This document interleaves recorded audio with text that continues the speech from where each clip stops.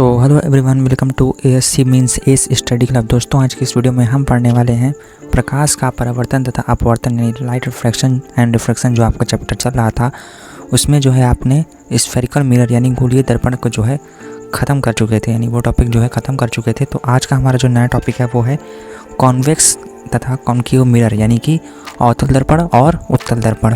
इसके पहले हमने स्फेरिकल मिरर और उससे संबंधित जितनी भी परिभाषाएं होती हैं, जो भी कॉन्सेप्ट होता है, उसके पहले हम सीख चुके हैं। अगर आपने अभी तक वो वीडियो नहीं देखी है तो इसका चैनल पर क्लास 10 फिजिक्स चैप्टर 10 लाइट नाम से एक प्लेलिस्ट है। उस प्लेलिस्ट पर जाकर आप बाकी सारे टॉपिक्स जो इसके पहले कवर कराए गए हैं उसको भी कर सकते हैं। ठीक है, चलिए शुरू करते हैं आज का टॉपिक। जो आज का टॉपिक है हमारा क्या, कॉन्वेक्स और कॉन्केव मिरर यानी कि अवतल दर्पण और उत्तल दर्पण। तो चलिए जानते हैं कि क्या होता है अवतल दर्पण और उत्तल दर्पण यानी कि कॉन्केव और कॉन्वेक्स मिरर। तो सबसे पहले बात करते हैं अवतल दर्पण यानी कि कॉन्केव मिरर की। तो वह गोलीय दर्पण जिसका परावर्तक तल दबा हुआ होता है तो अवतल दर्पण कहलाता है। इस दर्पण में उभरे हुए पृष्ठ पर कलाई होती है, यानी कि ऐसा दर्पण जिसका जो परावर्तक तल होता है, जहाँ से प्रकाश की जो किरण होती है वो क्या होती है, परावर्तित होती है, वो तल क्या होता है, दबा होता है। ठीक है, इसमें जो उभरे हुए पृष्ठ पर कलाई होती है। अब चलिए दिखाते हैं उभरा हुआ पृष्ठ, यानी आपको चित्र की सहायता से समझाते हैं कि अवतल दर्पण एक्चुअली में होता कैसे है। दोस्तों, यहाँ पे आप देख सकते हो कि ये है आपका अवतल दर्पण। ठीक है, अवतल दर्पण में क्या होता है, यानी ये दर्पण कुछ इस प्रकार का होता है, ऐसे शेप में होता है। ठीक है, आप यहाँ पे देख सकते हो। और जो ये यहाँ पे आपको ये दिख रहा है ना, ये होता है इस पर कलाई। ठीक है, यानी कि इधर इस पर जो है पेंट कर दिया जाता है। ठीक है, यानी आप इसको कह सकते हो पॉलिश कर दिया जाता है। ठीक, ये जो है आपका ये होता है परावर्तक तल, यानी जहाँ से रिफ्लेक्शन होता है। ठीक है, तो अभी आपने जाना कि अवतल दर्पण होता क्या है। तो चलिए अब जानते हैं कि जो अवतल दर्पण होता है यानी जो कॉन्केव मिरर होता है उसका हमारे डेली लाइफ में क्या यूज है। ठीक है, तो सबसे पहले आप देख सकते हैं कि अवतल दर्पण का उपयोग चेहरे का सीधा तथा बड़ा प्रतिबिंब देखने के लिए दाढ़ी बनाने के दर्पण के रूप में किया जाता है।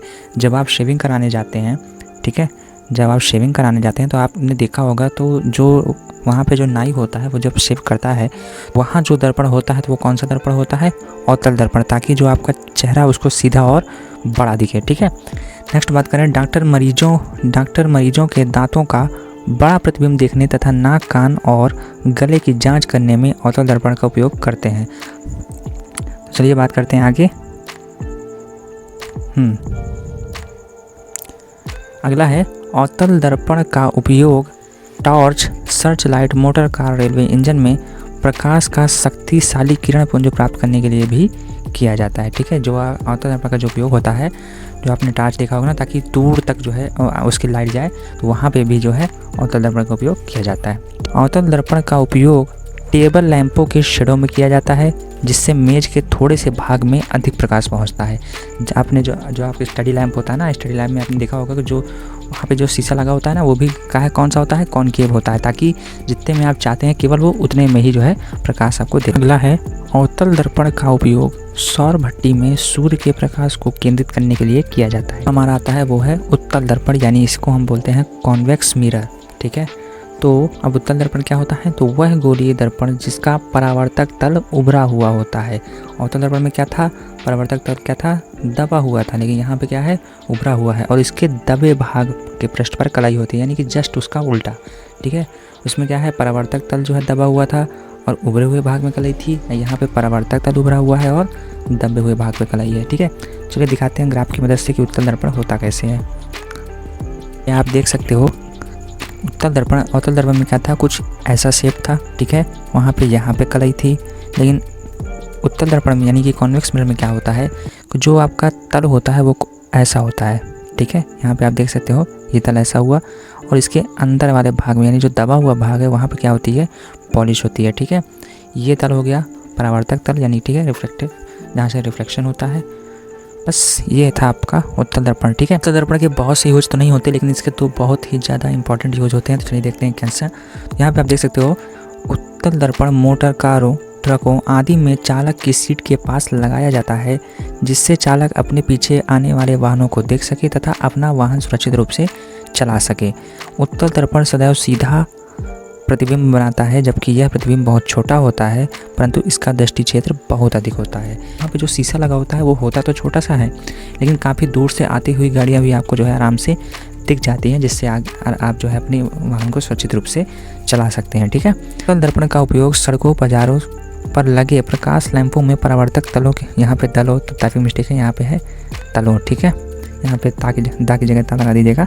तो तलों के रूप में किया जाता है जिससे प्रकाश आदि क्षेत्र में फैले।